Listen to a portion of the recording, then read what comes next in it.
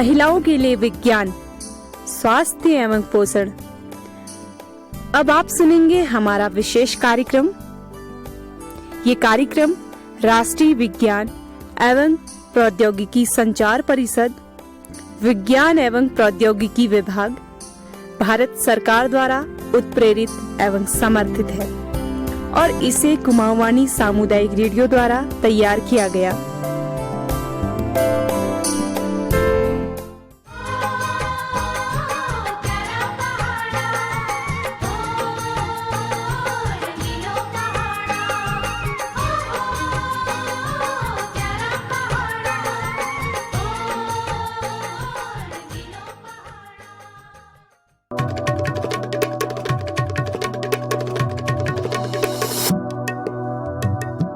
नमस्कार श्रोताओं, फिर से आ चुकी हूँ मैं आपकी रेडियो सखी ऋतु आर्या, लेकर आप लोगों का मन पसंदीदा कार्यक्रम महकता आंचल।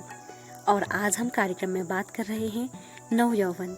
सखियों, नव यौवन जीवन के सफर का एक ऐसा पड़ाव है जिसके बारे में बहुत कुछ कह पाना आसान नहीं होता, क्योंकि ये कभी सागर की तरह शांत और गहरा होता है, तो कभी लहरों की तरह चंचल, कभी चिंगारी सी चड़क होती है, तो कभी बर्फ सी ठंडी, कभी भावनाओं का सैलाब उमड़ता है, तो कभी सपनों का मेला और कभी सितारे तोड़ने की आरज़ू होती है, तो कभी मन तन्हा, बवाल, अकेला।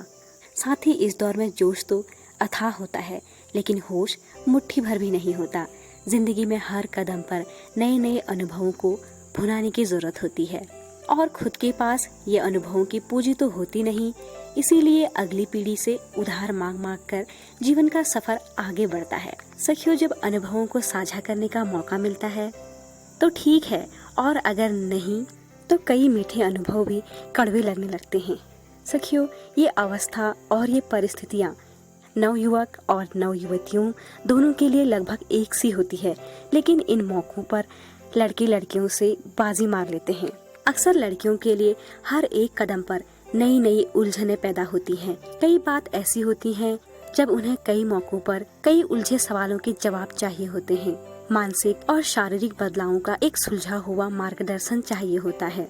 सपनों और हकीकतों में फर्क बताने वाला गुरु चाहिए होता है। हाँ, वैसे कुछ चीजें देखकर, सुनकर, बताकर हल हो जाती हैं, पर कई बातें हर किसी के साथ साझा नहीं की जाती, खासकर लड़कियों द्वारा, जो उनकी उलझन को और जटिल बना देता है। दोस्तों, ऐसे में एक लड़की की कहानी मुझे बार बार याद आती है। उस लड़की का नाम था विनीता, जिसे उसके घर वाले प्यार से छुटकी कहते थे। छुटकी के पिता एक अध्यापक थे और छुटकी और उसका भाई अपने पिताजी के साथ रहते और उनकी माँ गांव में रहती थी। लेकिन छुटकी जब से शहर में गई थी तब से वह बहुत दुबली पतली और चिड़चिड़ी हो गई थी। उसकी माँ बहुत परेशान हो गई थी। आखिर मेरी बेटी को क्या हो गया है? वह बार बार डंगरे के पास चावल दिखाने के लिए चली जाती और कई लोगों ने तो उसे डरा हुआ भी बताया। उसकी खिचड़ी भी दिलवाई, लेकिन उसके हालातों में कोई सुधार नहीं आया। तब उन्होंने उसे एक लेडी डॉक्टर को दिखाया और जब लेडी डॉक्टर को दिखाया तो उसने पूछा कि उसे क्या समस्या है। तब उसने बताया कि मुझे किसी से भी बात करने में डर लगता है, किसी को जवाब भी नहीं दे पाती हूँ। कोई मुझे डांट दे तो मुझे जल्द से रोना आ जाता है। मन में अजीब अजीब से ख्याल आते हैं। तो दोस्तों, डॉक्टर ने उसे दवाइयाँ देकर कुछ समय के लिए उसे उसकी माँ के पास भेज दिया और उसके बाद कुछ समय बाद उसके हालातों में सुधार होने लगा और वह ठीक हो गई। सखियों, कहने का मतलब है, इस अवस्था में ऐसी कई सारी समस्याएं किशोरियों को आती हैं जिन्हें वो अपने घर वालों से नहीं कह पाती हैं। फिर चाहे वो समस्या माहवारी को लेकर हो या फिर कोई अन्य समस्याएं हो, किशोरावस्था में कई सारी समस्याएं होती हैं एक लड़की को। तो आइए मिलते हैं कुछ लड़कियों से और जानते हैं उन्हें क्या क्या समस्याएं होती हैं।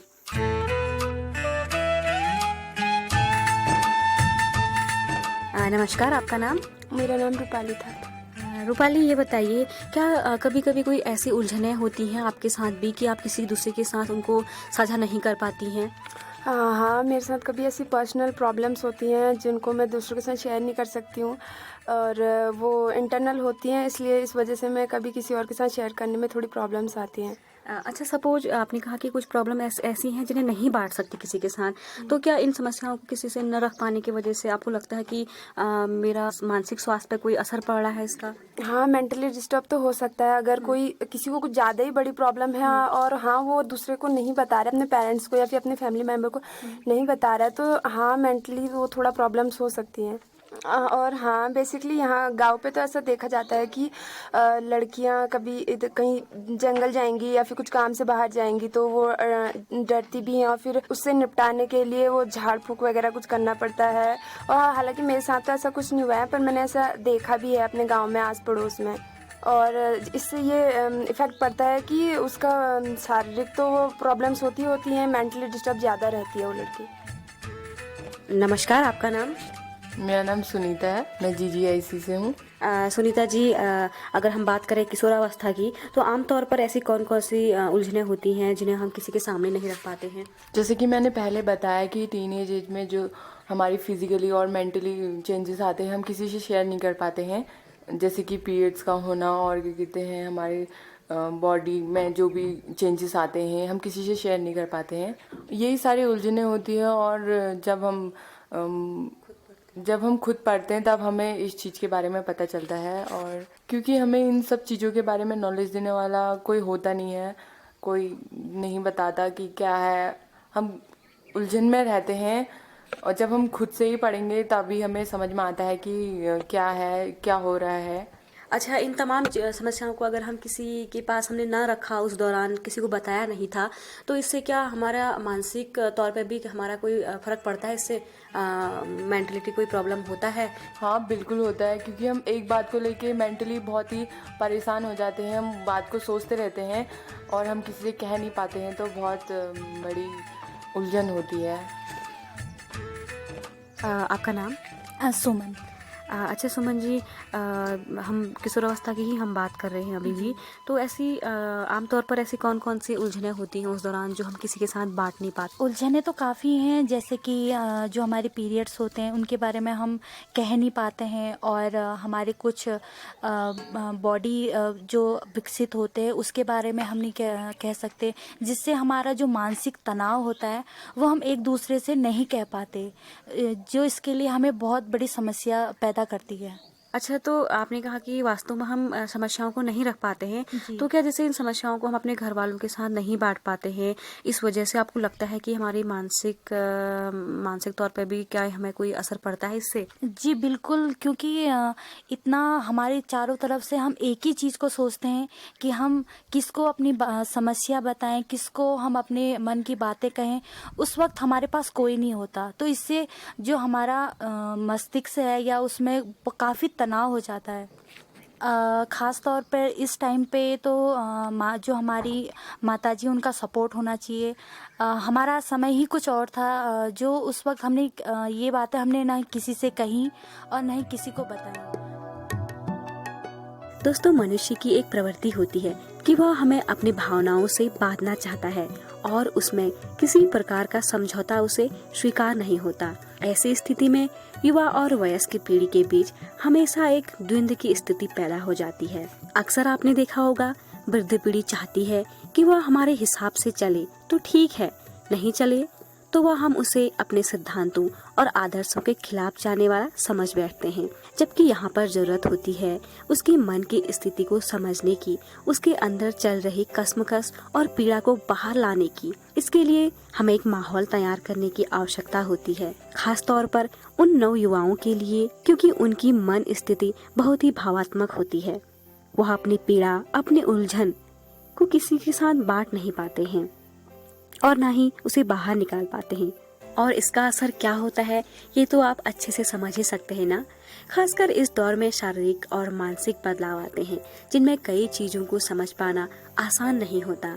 कई बार कुछ परेशानियां ऐसी हो जाती हैं जिसे न उगला जा सकता है और ना ही निगला जा सकता है। मतलब न तो उस परेशानी को परिवार के साथ हम रख पाते हैं और ना ही किसी को बता पाते हैं। अगर एक लड़की 1 दिन या 2 दिन के लिए बिस्तर में पड़ गई तो ये सबसे बड़े इम्तिहान की घड़ी हो जाती है, क्योंकि एक महिला के पास तो अपनी समस्या बांटने के लिए पति या सास होती है, पर एक लड़की के पास ये मौके नहीं होते हैं, जिससे उसकी परेशानी और बढ़ जाती है। तो उसके लिए किस तरह का माहौल हो, कैसा परिवार का व्यवहार हो, आइए मिलते हैं डॉक्टर से। जैसे जब किशोरावस्था में बहुत सारे शरीर में बदलाव आते हैं, ठीक, जैसे कि उस वक्त माहवारी शुरू होने का टाइम होता है जी। तो उस टाइम पे शरीर में जैसे स्तन का साइज बढ़ता है और शरीर के अंगों में बाल आना शुरू होते हैं और बहुत सारे मूड स्वभाव में भी चेंज होता है, चिड़चिड़ापन आ सकता है, हार्मोनल चेंजेस आते हैं। जी। तो उन सबको परिवार वालों को भी उसमें मानसिक शारीरिक के साथ साथ मानसिक सपोर्ट भी चाहिए होता है। तो जैसे कि कोई लड़की है तो माँ उसको जैसे प्यूबर्टी बोलते हैं, किशोरावस्था बोलते हैं ना, तो माँ बच्चे को पहले से बता सकती है कि ये बदलाव आते हैं तो तुमको घबराना नहीं है, ये एक प्राकृतिक प्रक्रिया है और ये सबको होता है। तो ऐसा बोलने से कि वो उसको मानसिक बहुत मॉरल बहुत सपोर्ट मिलता है। तो ये होता है कि फैमिली वालों को बहुत सपोर्ट करना चाहिए। जी बिल्कुल मैम, आपने कहा कि परिवार की जो भूमिका है वो बहुत ज़्यादा है, इसमें अहम मानी जाती है। तो एक चीज़ इसके साथ और जुड़ती है मैम कि परिवार का माहौल कैसा होना चाहिए बच्चों के लिए, क्योंकि अक्सर हम देखते हैं कि इस उम्र में टोका टाकी भी बहुत होती है, एक बच्चों के साथ तालमेल बैठाना बहुत मुश्किल हो जाता है। तो कैसा माहौल हमारा परिवार का हो इसमें? परिवार का वही सपोर्टिव हो, कोई अगर वो चाह रहा है कि उस टाइम पे, क्योंकि उस टाइम पे बहुत जोश होता है और बहुत ज्यादा हार्मोनल चेंजेस के कारण बहुत चिड़चिड़ापन आता है, गुस्सा आता है, डिसीजन लेने का कुछ है तो घर वाले मना करते हैं तो हो सकता है कोई गलत कदम उठा लेते हैं। तो ये तो घर वालों को समझना चाहिए कि ये एक टाइम होता है, इस टाइम पे ये बच्चे ऐसे ही होते हैं। तो उनको ज्यादा रोक टोक नहीं करके उनको प्यार से समझा के, ये भी नहीं कि हर चीज में हाँ हाँ बोल देंगे तो भी नहीं हो सकता। तो बच्चा अगर कोई डिसीजन लेना चाहता है तो उसको उसके सही और गलत दोनों पहलू बता करके फिर उसको बच्चे को प्यार से ही समझाया जा सकता है। 2-4 उसको एग्जाम्पल बता के कि हमारे जीवन में भी ऐसा आया था, तो उदाहरण देकर कि बहुत ही सपोर्टिव माहौल होना चाहिए, क्योंकि उस टाइम पे बच्चा अगर कोई गलत कदम भी उठा सकता है। तो मैम एक चीज़ और इसमें आती है, लड़कियों में ऐसे शारीरिक बदलाव और मानसिक बदलाव क्या क्या हैं जिनमें सहयोग की ज़्यादा ज़रूरत पड़ती है मैम? वैसे तो इस दौरान पूरा सपोर्ट अगर रहे तो अच्छा है, लेकिन कोई चीज़ ऐसी जो मेन है जिसमें बहुत ज़्यादा ज़रूरत हमें पड़ जाती है? मानसिक सहूलियत है कि बहुत ज्यादा मूड चेंज होता है, लड़कियां जैसे होता है उसमें तो हार्मोन बहुत ज्यादा बदलते हैं, तो कभी बहुत ज्यादा खुश होना या बहुत ज्यादा डिप्रेशन में चले जाना, कभी चिड़चिड़ा हो जाना। तो कभी जैसे वो डिप्रेशन हो गया, डिप्रेशन में चली गई है, तो माँ और घर वाले सपोर्ट करके उनको समझाना पड़ता है जी। क्योंकि हार्मोनल बदलाव ऐसे आते हैं तो थोड़ी दिन में कभी वो बहुत ज्यादा डिप्रेशन में होगा, कभी वो खुद ही रोने लग जाएगी, कभी खुश जैसा होता है। तो उसके लिए घर वालों को ही समझाना पड़ता है कि ये दौर है, प्राकृतिक है, सब होता है, और जब डिप्रेशन में हो, चिड़चिड़ा रहे हो तो ज्यादा परेशान नहीं करना चाहिए और घबराना भी नहीं चाहिए कि ये इसको क्या हो गया पता नहीं, वो अपने आप थोड़ी देर का टाइम होता है, अपने आप वापस नॉर्मल भी हो जाता है। जी मैम। मैम एक चीज़ और, ऐसी बहुत सारी समस्याएं हैं लड़कियों की, वो कौन कौन सी चीज़ें हैं जिन्हें वो अनदेखा ना करे बल्कि अपने परिवार के साथ बांटे, क्योंकि हम खासकर बात कर रहे हैं लड़कियों के बारे में मैम, क्योंकि लड़कियां कहते हैं कि बहुत संकोची स्वभाव की होती हैं, तो उनकी जो समस्याएं हैं कौन कौन सी हैं जिन्हें वो परिवार के साथ बांटे, और के साथ ना सही कम से कम माँ के साथ तो बांटे। माँ के साथ तो यही है कि जैसे उस टाइम पे योनि, मान लेते हैं कि ये माहवारी शुरू हो गई, या आपने उसमें किसी क्लास में लड़कियों को देखा कि किसी का माहवारी शुरू हो गई है, तो वो अपनी माँ को आके बताए कि मेरी फ्रेंड को ऐसा ऐसा हुआ, ऐसा होता है क्या, ये क्या होता है, वो माँ से पूछे कि इसमें ये क्यों होता है, क्या होता है, इसमें क्या रखना चाहिए, क्या चीज यूज करना चाहिए, क्या प्रिकॉशन रखना चाहिए। तो ये सारी चीजें अगर माँ से पूछेगी तो माँ उसको बताएगी, क्योंकि ये बहुत जगह होता है कि माँ खुद से नहीं बताती है, ऐसा होता है, ऐसा होता है, बहुत जगह होता है माँ नहीं बताती। तो अगर बच्ची अपने खुद से पूछेगी माँ से कि मेरे क्लास में एक लड़की को ऐसा हुआ, मैंने ऐसा देखा था, ये क्या होता है, तो फिर माँ अच्छे से बताएगी और बताएगी कि इस टाइम पे क्या करना चाहिए, क्या नहीं करना चाहिए जी। तो ये सारी चीजें बता, और हो सकता है योनि में संक्रमण हो, सफेद पानी की शिकायत हो रही हो, या फिर योनि में बदलाव आ रहे हो, जैसे बाल आना होता है जी। है ना। हाँ। तो शरीर में स्तन का साइज बढ़ना होता है, तो हाँ। कुछ हो सकता है उसको अनकंफर्टेबल लगता है कपड़े में, उसको कुछ अलग सा लगे, ये क्या है, कैसा है, कोई मजाक उड़ाए। बिल्कुल, तो ये सब बिल्कुल। घर में आके माँ से उसको बात करना चाहिए। बिल्कुल मैम। मैम इनमें एक चीज़ और एक मुझे अहम लगती है, खासकर इस दौरान, खासकर लड़का हो चाहे लड़की हो, तो उसका दूसरे मतलब लिंग के प्रति भी उसका एक अट्रैक्शन जो है हम कहते हैं वो बढ़ता है। तो क्या इस दौरान किस तरह से माँ उसको समझाए, कैसे उसको एक मतलब बच्चा भी समझ जाए और एक सही रास्ते पर आ जाए, तो इसके लिए आप क्या कहना चाहेंगी, कैसे उसको मोटिवेट करें? यही है कि बच्चा अब ये इस टाइम पे हार्मोनल चेंजेस ऐसे टाइम ऐसा होता है कि अपोजिट की तरफ बहुत ज्यादा अट्रैक्शन होता है। बिल्कुल।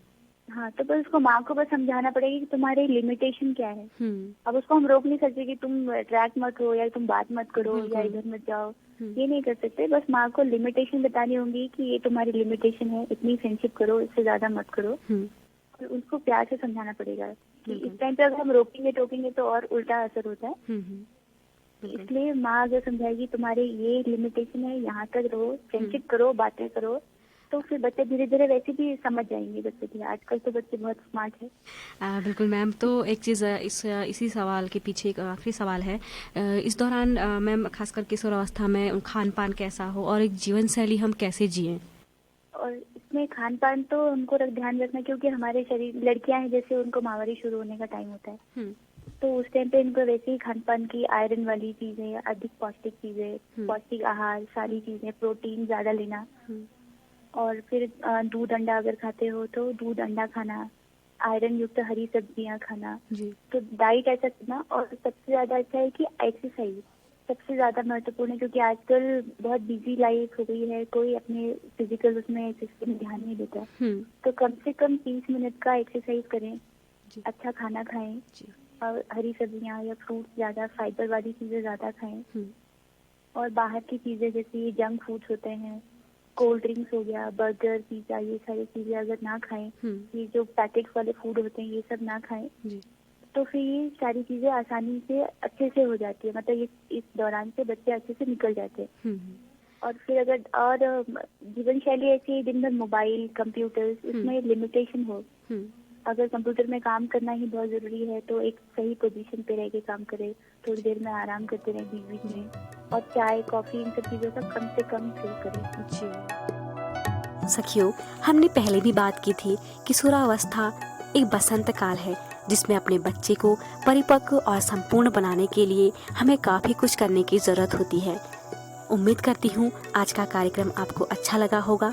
इसी उम्मीद के साथ अब आपसे लूंगी विदा। नमस्कार।